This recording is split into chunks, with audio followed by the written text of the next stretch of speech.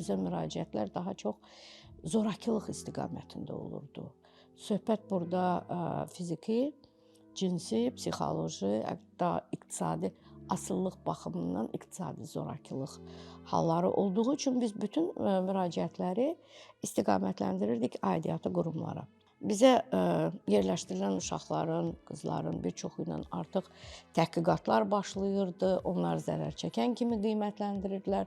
Çox ağır situasiyalarda olan uşaqlarla reabilitasiya işini başlayırdıq. Olduqca ağır bir sahədir. Kənardan belə həssas deyirik, inklüziv deyirik. Bu söz olaraq qalmalı deyil. Biri var ki, sağlam ailədə böyümüş, sağlam fikirlərə malik olan uşaqla çalışırsan, işləyirsən. O zaten öz potensialını bilir.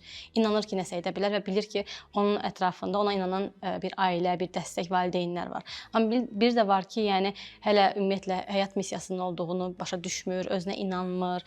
Zaten dəstək də yoxdur.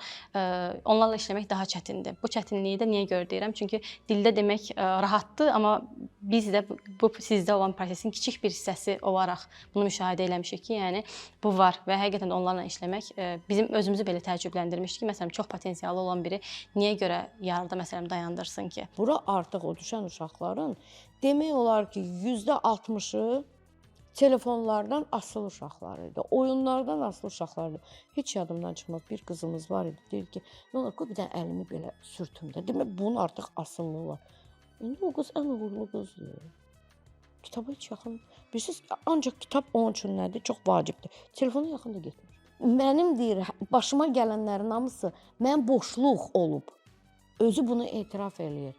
Mən deyir, nə qədər evdə oturum, hansı divara baxım? Mənim axı bir əyləncəm yox idi. Mənim axı bir kurs dairəm yox idi, marağım yox idi. Mənim bir fəaliyyətim yox idi. Mən bir dərnəyə getmirdim. Mən məktəbə də getmirdim. Və bu dəqiqə bizim bir qızımız var, 16 yaşında. Qız bilirsiniz nədir? Bacarığının üstü. Amma oxumamışdı. Yarımçıq idi təhsili. Biz Təhsil Nazirliyi ilə danışdıq. Ekstrin imtahan verib 9 illik attestat üçün indi müraciət eləyəcək. Mən hərdən o qıza baxıram, deyirəm ki, ilahi, bu uşağın orta təhsili olsaydı, görün nə olardı? Daha ondan da yüksək təhsili olsaydı, peşə təhsili olsaydı, bu uşaq nələr əldə edərdi?